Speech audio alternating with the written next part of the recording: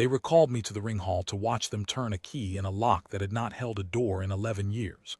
I went. I want that understood before anything else, because in the seasons since, a great many people have asked me why I did not simply stay home behind the verge and let the Halcyon Concord ratify its instrument into the empty air. The answer is plain. We had spent 11 years teaching the Concord that we were obedient. It would have been a waste to spoil the lesson one day early. The ring hall sits at the crown of the Concord seat world, under a dome of layered glass a third of a kilometer across, and on the morning of the vote the dome was full of daylight. That is the thing I remember first, before the faces, before the instrument, before any of it. The light.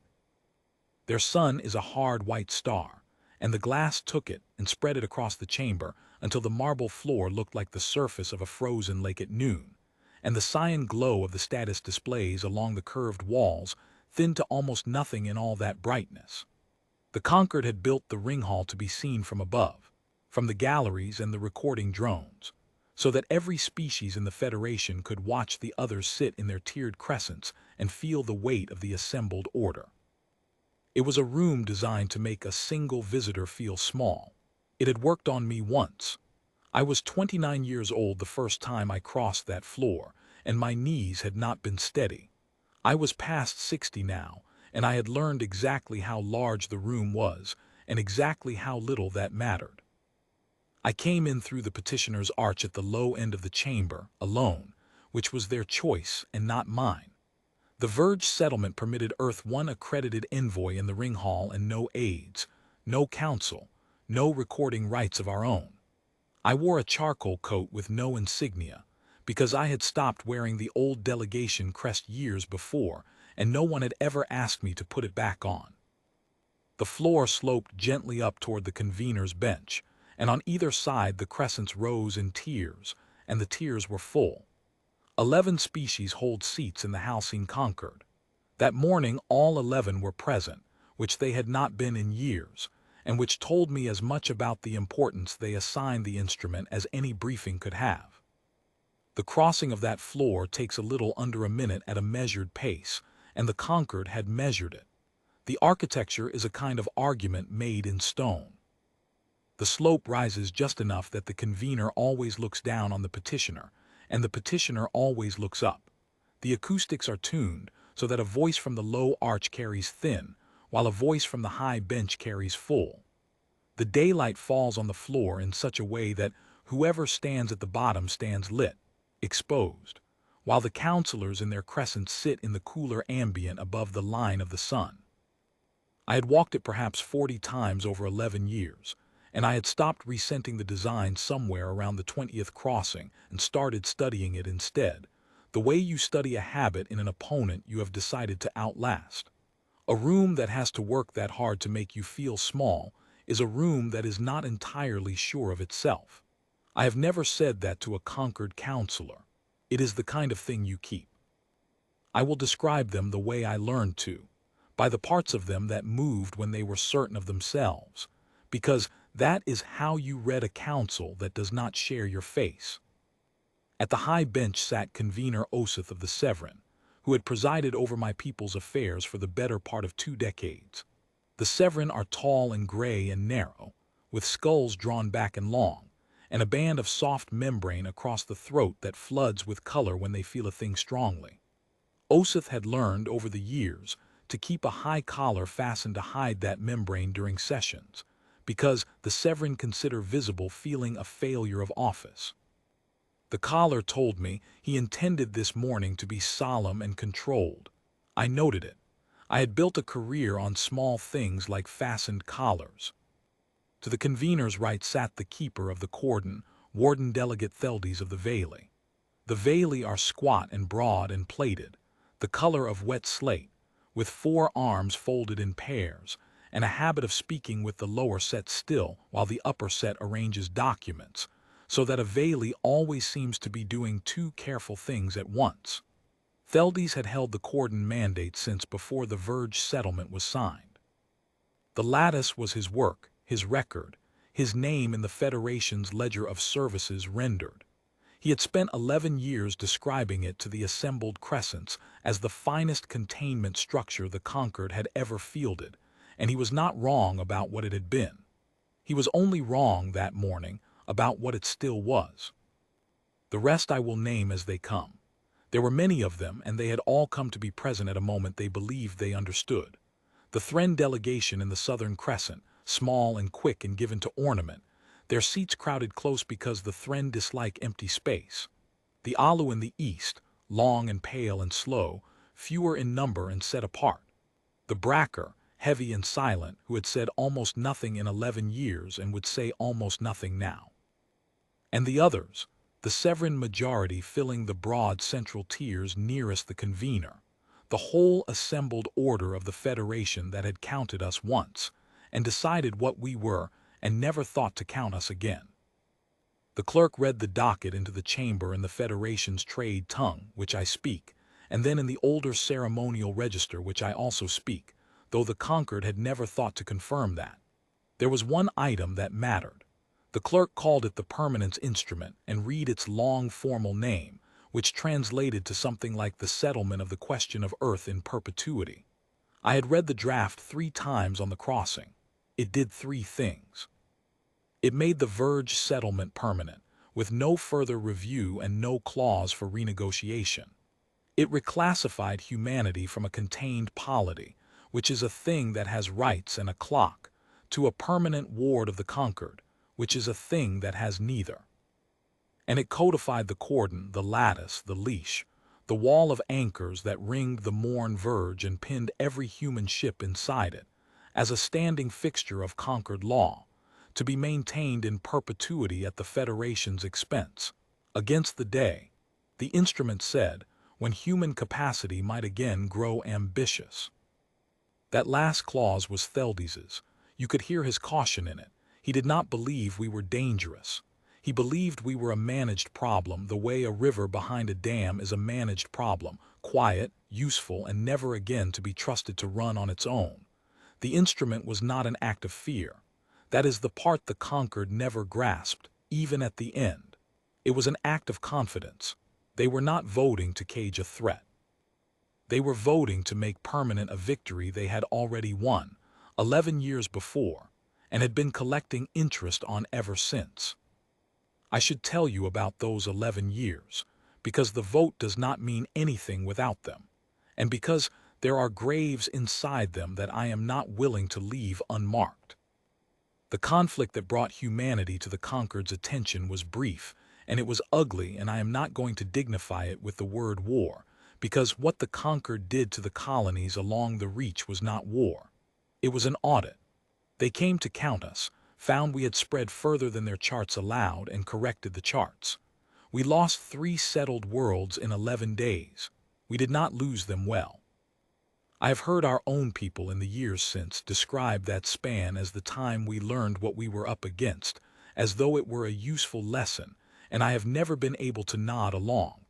There were 400,000 people on Sabaro alone. They did not learn anything. They simply stopped. I was a junior attaché on a relief tender holding Station 3 jumps out when Sabaro went dark, and I have carried the shape of that silence in me ever since. Not a sound, the absence of one, a settled world that had been sending traffic and weather and the ordinary chatter of 400,000 lives 1 hour and was sending nothing at all the next. The Concord did it cleanly. That was the worst of it. There was no rubble to photograph, no smoke, no atrocity you could hold up to the Federation and demand an answer for. They simply unmade the thing that had been broadcasting and corrected their charts and moved on to the next world that was where it should not have been.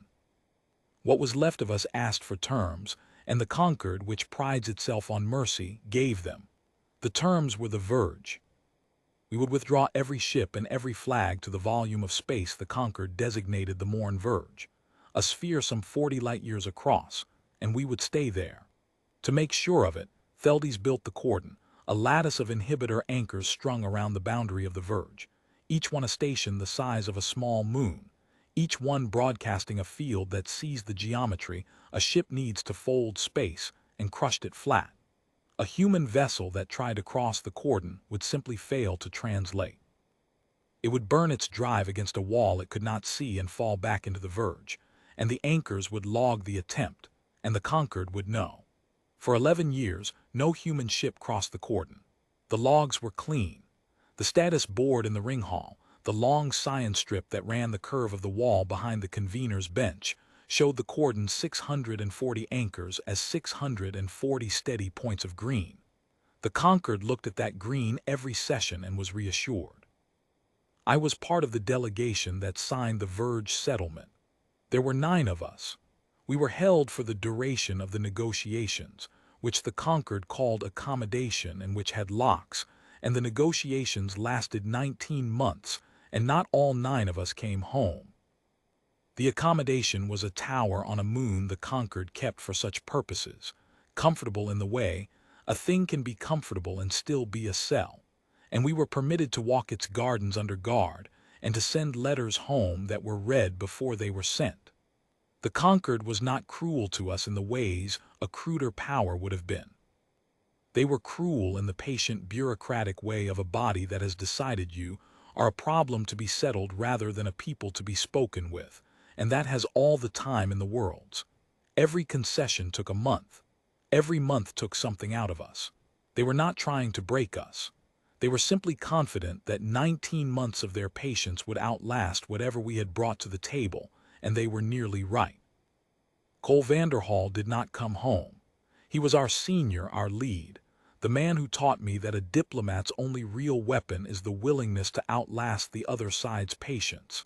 And somewhere in the 14th month of accommodation his heart stopped in a cell that the Concord, to this day, maintains was a guest suite. He was not a young man. The strain of those months would have been hard on anyone, and it was harder on him. And the Concord's physicians, when we asked for them, came slowly, the way everything in the accommodation came slowly, as a courtesy extended at the Concord's convenience and not as a right. I sat with him the last night.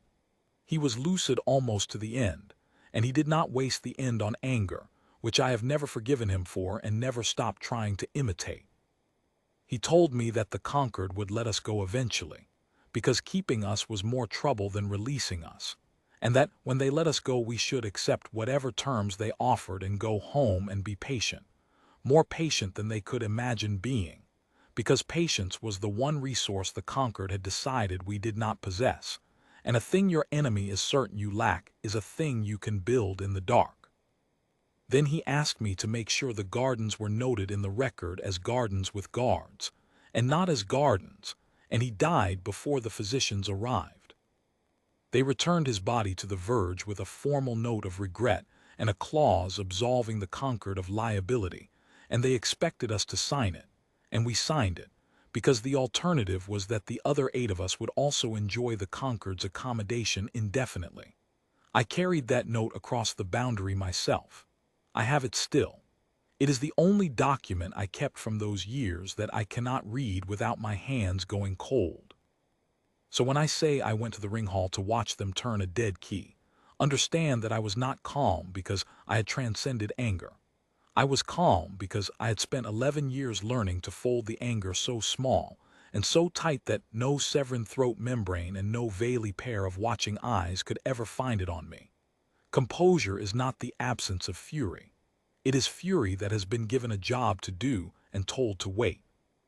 Convener Oseth opened the session with the customary acknowledgement of the assembled species, each by name, each in their proper order of precedence, and humanity was not among the names because humanity holds no seat. Then he turned the high bench's pale eyes down the slope of the floor to where I stood, and he said, in the trade tongue, that the Concord recognized the presence of the envoy of the contained human polity, and that the envoy was permitted to attend the reading of the instrument as a courtesy, and that the envoy would be granted, at the appropriate point, a single opportunity to enter the human polity's acknowledgement into the record. Acknowledgement, not response, not objection. The Verge settlement gave us no standing to object to anything. We had the right to acknowledge what was done to us. 11 years before, that clause had felt like the cruelest line in the document. By that morning it had become the most useful, because the Concord had grown so accustomed to our acknowledgments, 11 years of them, every one a quiet yes, every one delivered by an envoy with steady hands and a coat with no crest, that they had stopped hearing it as anything but ceremony. They expected me to say yes. They had built the entire morning around the certainty that I would say yes, and then bow, and then leave, and that the green lights would keep burning, and that the river would stay behind the dam. I said nothing. It was not yet my point in the order. I stood at the low end of the chamber with my hands at my sides and let them proceed. Velde spoke for the instrument first, as was his right as the author of its central clause. He rose on his squat legs and his lower arms folded across his plated chest while his upper arms turned the pages of his text, and he addressed the crescents in the slow, weighted cadence the Vale use for matters of record. He spoke of the Cordon. He described the lattice the way a man describes a house he built with his own hands and intends to leave to his children. 640 anchors. 11 years without a single successful crossing. Not one. He had the figure ready and he gave it twice, the way you give a number you are proud of. He told the crescents that the Cordon had transformed the human question from a matter of fleets and fear into a matter of administration, and that the permanence instrument was simply the recognition in law of a peace that already existed in fact. He was a careful speaker. He did not gloat. He did not have to. The green strip behind the convener's bench gloated for him. 640 steady points of it, running the whole curve of the wall.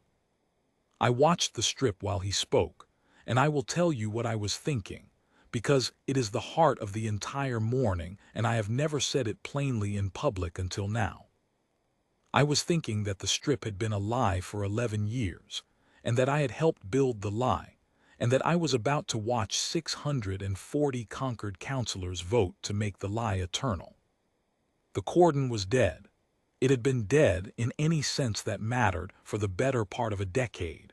Not destroyed, that was the discipline of the thing, the part that took 11 years and cost us more patience than the Concord ever spent on us. You do not break a leash in front of the one who holds it. You loosen it a thread at a time in the dark, where the holder cannot see, and you keep the slack hidden in your closed hand, and you go on letting yourself be led, because the moment you let the leash go taut against nothing is the moment you have to be ready for everything that comes after. We had not been ready in the early years, so we kept the slack hidden. We kept being led. Our engineers reached the first anchor in the 3rd year. I remember the report coming in because of how small it was, a single line in a routine technical summary, a sensor team nodding that the station designated on our charts as Anchor 211 had a maintenance cycle, a window of reduced field output 40 seconds long, repeating once each local day. The Concord had not hidden it. There was no need to hide a maintenance window from a people who could not cross the wall in any case.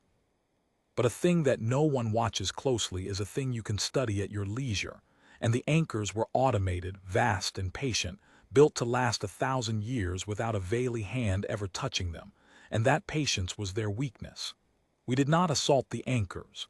We did not so much as scratch their hulls. We learned them. We learned the field they made and the geometry they crushed, one anchor at a time in the slow years.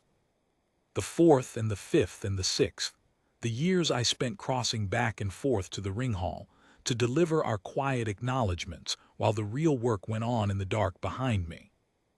And then we learned the thing that mattered.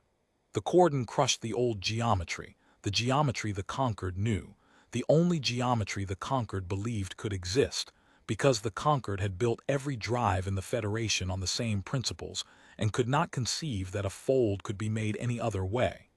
They had built the wall to stop the only kind of ship they could imagine. So we built a different kind. It was not better, in the ways the Concord would have measured. It was slower, and it was costlier, and it asked more of the crews, and for a long time it could only move small vessels across short folds. But the Cordon did nothing at all to it. The anchors looked for the shape of a crossing and saw nothing, because we had changed the shape. A human ship had been able to cross the Cordon, cleanly and silently, since the 7th year. We simply had not done it except to test. I was aboard for the first true test in the 8th year, because I had asked to be, and because the people who ran that program owed me enough to allow it. We took a courier hull, barely larger than a lifeboat, to within 100,000 kilometers of Anchor 440, close enough that on the old geometry the field would have crushed any fold flat before the drive finished spinning up. The crew were very young and very quiet. The pilot folded us across the line and out the other side and held station for 90 seconds in space. The Concord had forbidden us for 5 years, and the Anchor 440 went on broadcasting its field into the dark exactly as it had every second of those 5 years, blind to us, and then we folded back inside and ran for home. Nobody cheered. I have thought about that since, the silence on that little hull when we crossed back. We had just done the impossible thing, the thing 400,000 people on Sabaro had died for the lack of, and the crew sat at their stations and watched their instruments and did not make a sound, because every one of them understood that the value of what we had just learned lay entirely in the Concord never finding out that we knew it. We had crossed the wall, and the most important part of crossing it was crossing back, and looking from the outside, exactly like a people who could not. And then there were the ships themselves, which is the part of the 11 years that still astonishes me when I let it. We did not build the fleet in secret, in some hollowed asteroid where no Concord eye could reach. There was no point. The Concord watched the morn verge constantly, by every passive means a federation can field, and a thing that size cannot be hidden from a power that is looking. So we did not hide it. We built it in the open, in the great orbital yards above our inner worlds, where the Concord's monitoring saw every hull take shape, and we let them see, because we had learned the one thing about the Concord that made the whole of it possible. They could not imagine a use for a fleet that could not cross the wall. They watched us build warships for years and filed the reports under industry, under make-work, under the harmless agitation of a beaten people building monuments to a war they could never fight, because the cordon stood between those ships and anything they might threaten, and the cordon, the green strip told them, was whole. A caged thing may forge all the swords it likes. The Concord counted our hulls the way you count the toys of a child you have locked in a safe room, with a kind of indulgent pity, and entered the count into their assessments, and slept well. They were watching the fleet the entire time. They simply could not see it, because they had decided in advance what it was for, and a power that has decided what a thing is for has stopped looking at the thing. And the green lights. The green lights were the masterwork, and they were not mine, and I will not name the people who did that work because some of them are still alive, and the Concord has a long memory. The anchors reported their status to the ringhall on a channel the Concord trusted absolutely, because the Concord had built it, and the Concord controlled it, and it had never occurred to the Concord that the thing being reported on might learn to write the report. By the 8th year, every status signal the 640 anchors sent to that long science strip was a signal we composed. The anchors could have been cold iron drifting dead in the dark, and a good many of them were, by then, their fields shut down to save us the trouble of routing around them, and the strip behind Convener Osith's bench would still have burned its steady, reassuring green, because we were the ones telling it to.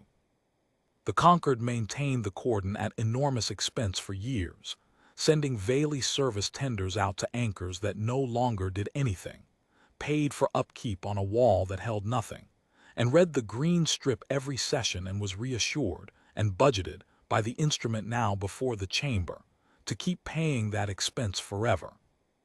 So the cordon was dead, and the Concord did not know it. And on the morning of the vote, Warden Delegate Theldy stood in the brilliant light of the dome and told 640 councilors that the wall would stand forever, and the strip agreed with him, point by green point, and I stood at the bottom of the room and folded my anger smaller and waited. There was one morning in the 9th year when it nearly came apart, and I have never told it outside a very small room. A Severin survey vessel on an unrelated track strayed close to Anchor 320, one of the stations we had let go fully cold, and her instruments registered the silence where a field should have been. The report went up the Concord's channels and sat, for 9 days, in a queue on a Bailey desk, awaiting the routine cross-check against the status strip. And the strip, of course, showed 320 green and nominal, as it showed all of them. And so the survey reading was logged as instrument error, and the file was closed. And a Bailey clerk who never knew what he held closed the only door through which the Concord might have walked into the truth 4 years early. We heard about it afterward, the way you hear about the round that passed close in the dark. We did not celebrate that either. We tightened the discipline instead, and we taught ourselves to assume, from then on, that every cold anchor would eventually be looked at by something, and that our only protection was the strip, and the strip's only protection was that no one in the Concord would ever trust their own eyes over a number that had been right for a decade. We were betting everything in the end on a single trait of the body that held us, that the Halcyon Concord believed its instruments more than it believed itself. It was a good bet. It was the only bet we had. We made it every day for years, and the discipline it took to keep making it, to cross the wall on a Tuesday and deliver a quiet acknowledgement on a Thursday, and never once let the difference show on a single human face in that chamber, is the part of this story I am proudest of, and the part no one ever asks about. The fleet is what people remember. The restraint is what it cost. Other delegates spoke. A Severan jurist explained the legal machinery of reclassification, how a contained polity becomes a permanent ward, what rights fall away in the conversion, the precedents from older containments the Concord had administered before they ever found us. There had been others, it seemed. We were not the first thing the Halcyon Concord had decided to keep behind a wall. The jurist named 2 of them, polities I had never heard of, settled questions, closed files, and spoke of them the way you speak of furniture. And I filed that away too, because a body that has caged others before and grown comfortable with it is a body that has stopped imagining the cage might ever be reported back to it from the inside. A delegate of the Thren spoke in favor of the economic provisions, the perpetual maintenance funding, the contracts that would flow to whichever species held the Cordon's upkeep. Theldes's lower arms tightened at that. The upkeep was Bailey work and would stay Bailey work, and the Thren knew it, and the small needling of it was the kind of thing the Concord did to itself constantly, 11 species in one room each watching the other 10. I had spent years learning to read those frictions. They had been useful to us in ways the Concord never suspected. A federation that spends its attention watching itself has very little left over to watch the river behind the dam. More than once in the slow years. A Concord audit that might have caught some irregularity in the anchor logs was quietly diverted because 2 delegations were feuding over who would conduct it, and neither would let the other near the Cordon's books, and so no one looked at all. We did not engineer those feuds. We did not have to. We only learned to time our work to them. Then one delegate did something the others had not. A counselor of the Alu, who are long and pale and slow to speak, rose near the back of the Eastern Crescent and asked a question that no one had put on the docket. The Alu delegate was named Anor. I did not know him well, the Alu kept to themselves, and had taken no special interest in the human question over the years. But I knew him by reputation as one of the few in the Concord who read a document before voting on it. He rose, and the chamber quieted in the particular way a chamber quiets when someone is about to be tedious, and he asked, in the trade tongue, whether the Cordon had been physically inspected. The question hung in the bright air. Convener Osith turned his fastened collar toward the warden delegate. Theldes's upper arms went still over his pages. The anchors, Theldes said, reported their status continuously. The status was nominal. 640 of 640. He gestured one heavy lower hand toward the green strip on the wall, as though the answer were so obvious it pained him to give it. Anor did not sit. That was the moment, if I had to put my finger on one, that I first felt the morning begin to tilt. Reports, he said, are not inspection. The instrument before us is permanent. It has no clause for review. If we are to seal a thing forever, the Alu would prefer to seal a thing we have looked at with our own instruments, and not merely a thing that has told us it is well. There was a stir in the crescents. Not alarm. The Concord was very far from alarm, but the low rustle of a body that has been asked to do slightly more work than it expected. Theldes answered with the patience of a man who has explained a simple thing many times. A physical inspection of 640 anchors strung across the boundary of a 40-light-year sphere, he said, would take the better part of a year and the dedicated service of a fleet. The Concord had better uses for a year and a fleet. The reporting channel was secure. It had been secure for 11 years. The green was green. And then he added the line that I have thought about more than any other thing said in that chamber, because it was true, and because it was the whole of the Concord's blindness in a single sentence. A wall, Theldes said, does not need to be visited to be trusted. It needs only to have never failed. It needs only to have never failed. He believed that completely. He had built his life on it. And of course the Cordon had never failed in the only sense the Concord could measure. No ship had ever burned against it and fallen back. No anchor had ever gone dark on the strip. No alarm had ever sounded. The wall had a perfect record. The wall had a perfect record precisely because it had stopped existing. And the people it was built to hold had taken great care to ensure that nothing the Concord could see ever disturbed the green. I watched Anor weigh it. I have thought about that moment many times since.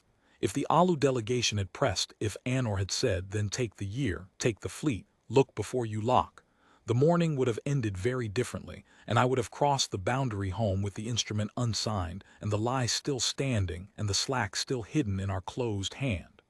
We were not ready, even then, for everything that would come after the leash went taut. We would have managed. But it would have been harder, and some of what came easily would have come at a cost. Anor did not press. He looked at the green strip, and he looked at the warden delegate, who had built the wall and never once been wrong about it in 11 years, and he made the calculation that every careful person in that chamber made that morning, which was that a thing which has been true for 11 years is very probably true on the morning of the 12th. He inclined his long pale head and sat. The Alu would not obstruct. The chamber rustled back into its certainty, and convener Osith, with his collar fastened and his feeling hidden, moved the instrument to a vote. It was my point in the order. Osith turned the high bench toward the bottom of the room, and offered the envoy of the contained human polity the opportunity to enter the human polity's acknowledgement into the record. The chamber turned with him.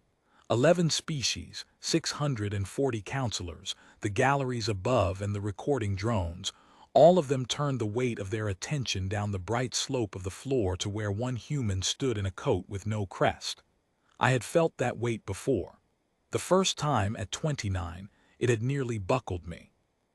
I want to be honest about that morning and say that it did not buckle me at all, that I felt only the cold, patient thing I had been folding for 11 years. But the truth is closer to this.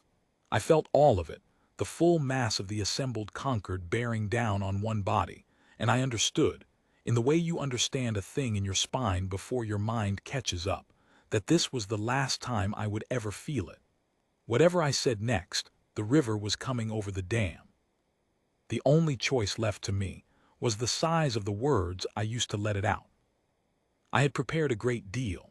On the crossing I had written and discarded a dozen statements, long ones, the kind a person reaches for at the end of 11 years and 400,000 dead, and a body returned with a clause absolving the guilty.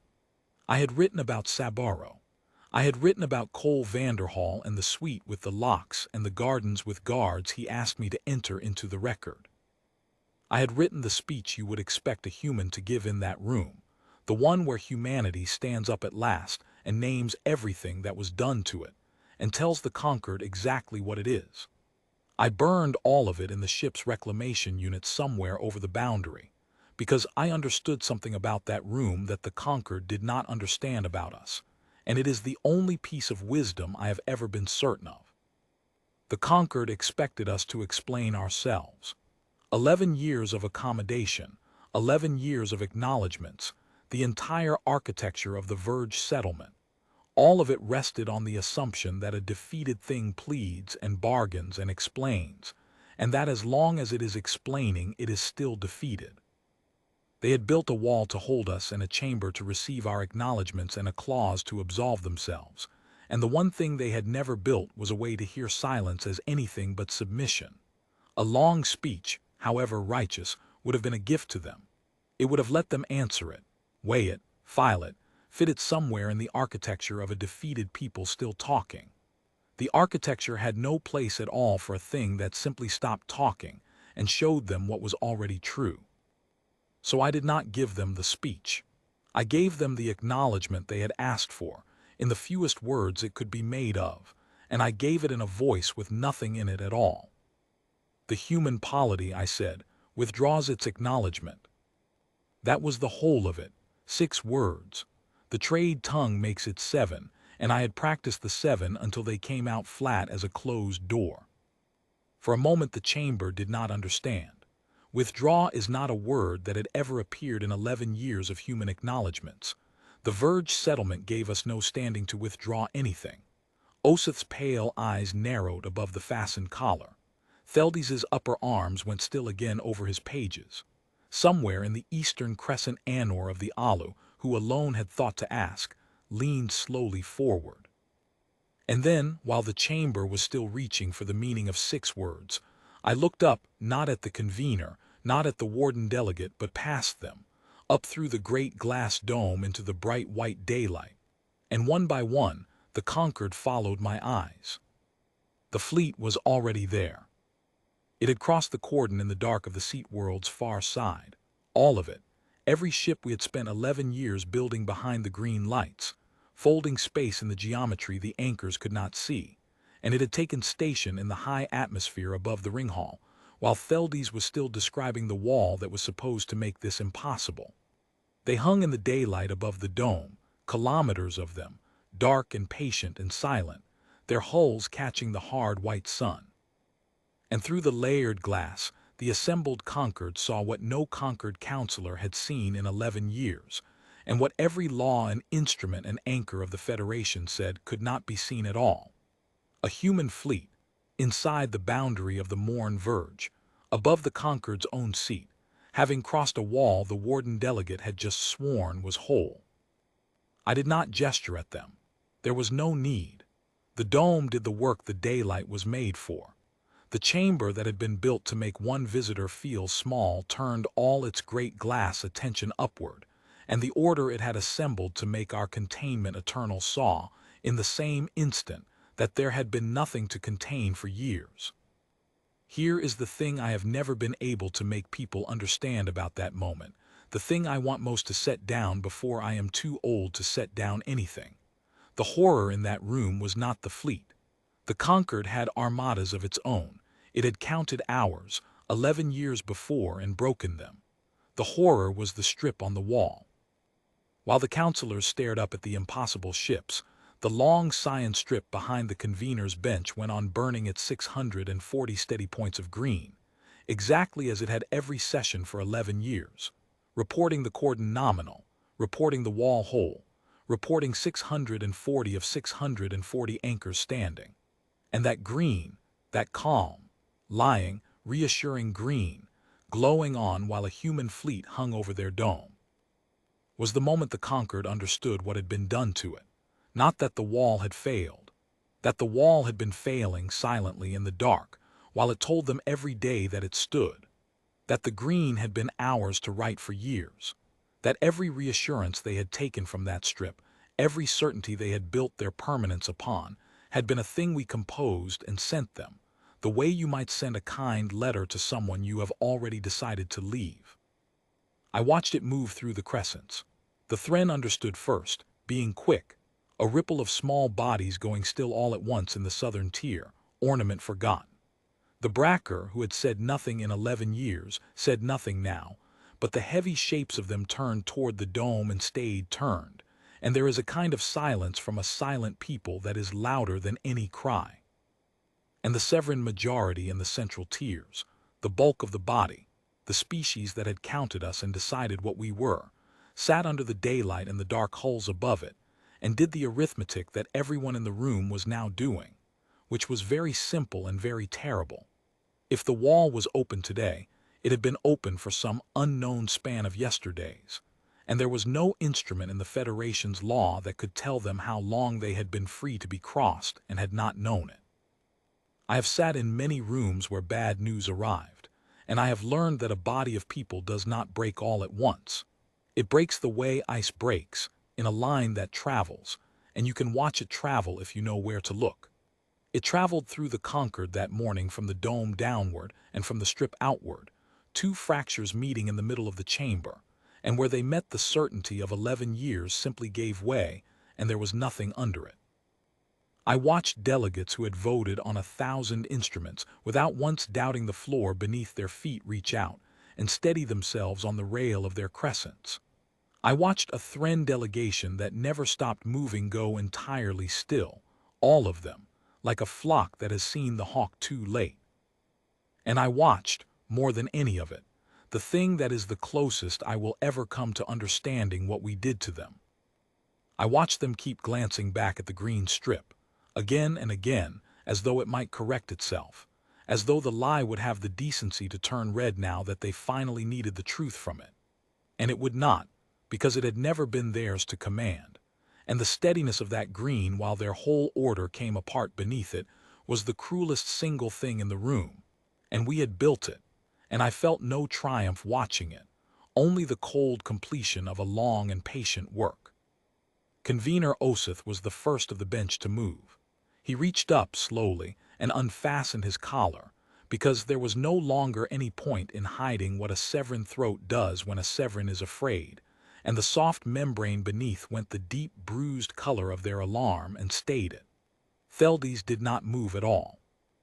The warden delegate stood at the high bench with his pages held in two still upper hands and his eyes on the green strip he had trusted for 11 years, and I watched a thing happen to him that I had waited a long time to watch, which was the precise moment a proud man understands that the achievement of his life had been hollow for most of its length, and that he had been describing a corpse to a chamber and calling it a wall.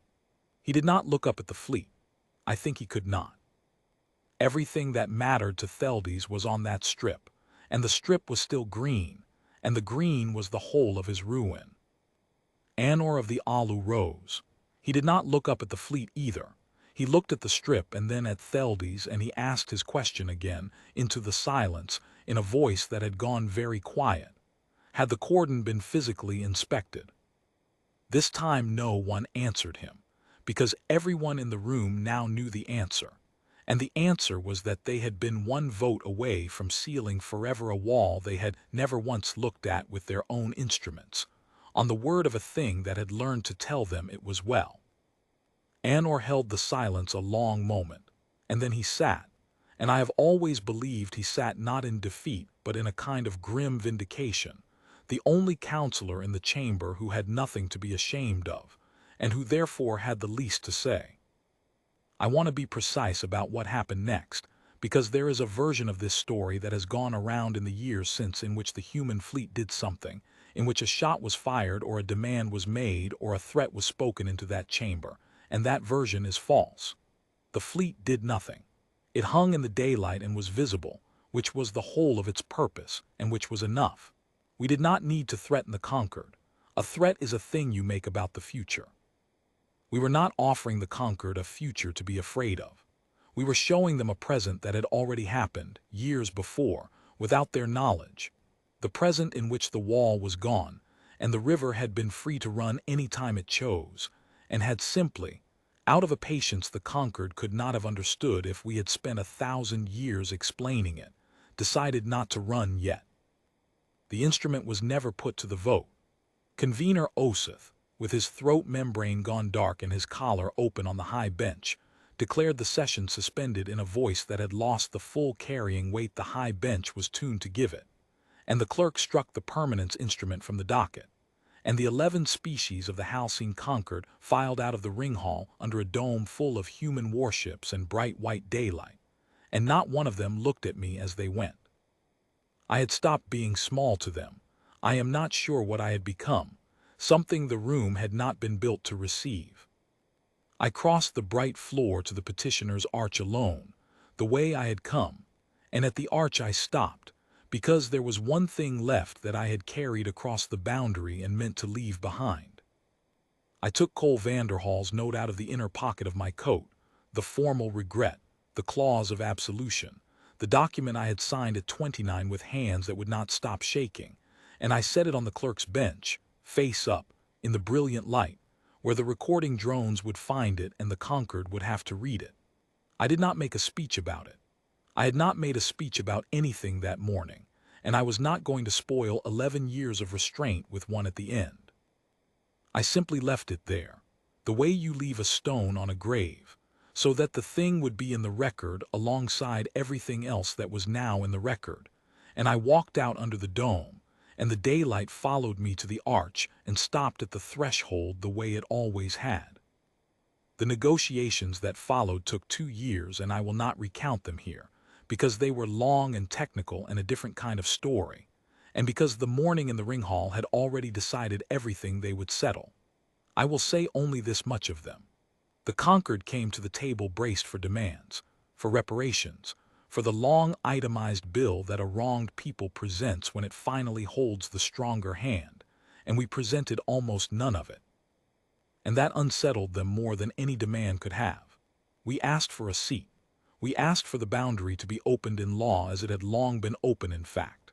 We asked that the dismantling of the dead anchors be paid for by the Concord, which they granted quickly, I think out of a relief they did not examine, and which I have always considered the single most just clause in any document I ever signed, that the Federation should bear the cost of taking down a wall that had not existed for years.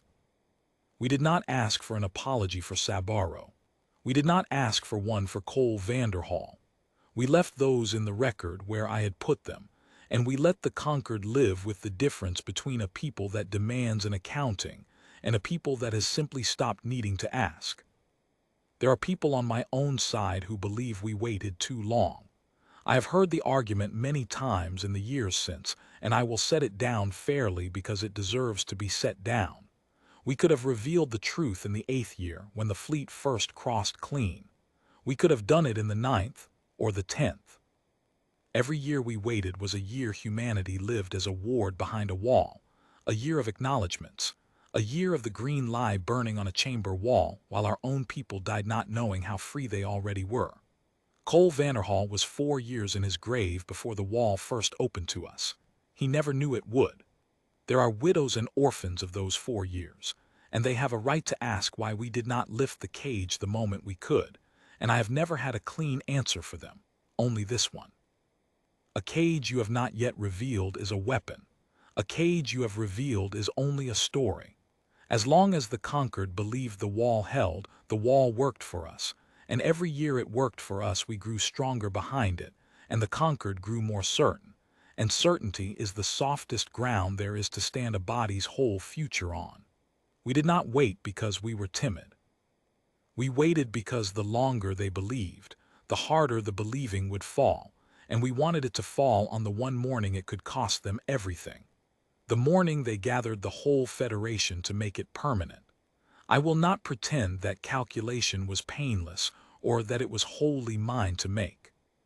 But it held, and the Concord never voted its instrument, and humanity sits in the order of precedence now, and I have made my peace with the cost the way you make peace with a debt you have decided to keep paying for the rest of your life. The verge is gone. The Cordon's anchors drift cold along a boundary that no longer means anything.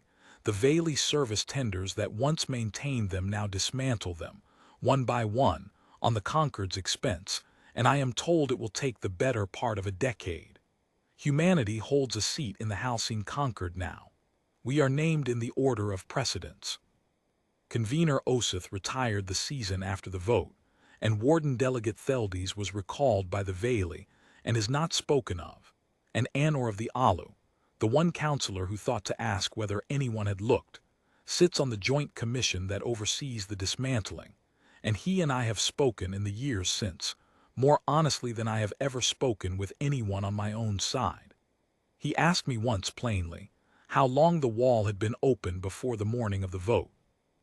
I told him the truth, which was 4 years, and he was quiet a long while. And then he said that he had spent his whole life believing the Concord's strength was that it never failed to see a thing, and that he understood now the Concord's weakness had always been that it never doubted what it saw. I have not improved on that. I do not think I could. People ask me still whether it was worth 11 years. 11 years of acknowledgments. 11 years of crossing to a chamber that would not seat us to say yes, and yes, and yes, while the work went on in the dark and the green lights burned and Cole Vanderhall lay in his grave with a clause absolving the men who made it. 11 years of folding the anger so small that no one in that room ever once saw it on me until the morning I chose to let it out. I have an answer now that I did not have then. The Concord built a wall to hold us and called it the Cordon, and trusted it so completely that they were prepared to write it into their law forever without ever once going to look. They believed to the very end that they had won. And the cruelest thing we ever did to them, crueler than the fleet, crueler than the silence, crueler than the note I left on the bench, was to let them go on believing it for as long as we did. We did not break their wall. We let them keep it hollow for years, and we sent them green lights to love, and we crossed it whenever we pleased and folded quietly home, and we waited until the day they gathered the whole Federation in one bright room to make our captivity eternal. Then we let them see all at once that the door had opened from our side the entire time, and that we had simply been content until that morning to stand in the room. They had voted to tighten a leash that lay cut on the floor. That is the whole of it. The wall had been dead for years, and they convened to make it stronger, and the only thing the vote ever proved was how long a thing can keep telling you it holds after you have already let it go. I am old now, and I have signed a great many documents, and I have stood in a great many rooms built to make me feel small. I keep only one thing from all of it on the wall where I work. It is not the new accord, with humanity named in the order of precedence. It is the formal note of regret I left on the clerk's bench that morning. They returned it to me, 2 years later, as a gesture, without understanding that it was the one thing I had ever wanted them to keep. I look at it some mornings in the daylight, and I think about a hard white sun coming through a dome a third of a kilometer across, and a strip of steady green burning on a wall, while the men who trusted it understood at last what they had been trusting, and a fleet that did nothing and needed to do nothing, and 6 words in a flat voice that closed a door 11 years in the closing. The human polity withdraws its acknowledgement. I have never spoken truer words in any chamber. We had withdrawn it long before. We simply chose the morning they would learn it.